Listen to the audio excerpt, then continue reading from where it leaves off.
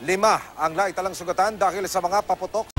Tumaas ang mga insidente ng sunog, bunga ng mga paputok. Sa mga nagdaang pagsalubong ng bagong taon ay naging padugo ito para sa ilan. Tulong ng mga paputok. Walang anumang maganda ang naidudulot sa paggamit ng paputok.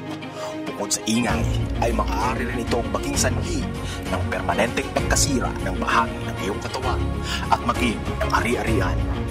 Maraming paraan upang ligtas ang ating pagsalubong sa bagong taon. Nariyan ang pagkikita-kita ng mag-anak at mga kaibigan. Pwedeng magkantahan, kakinan at sayawan.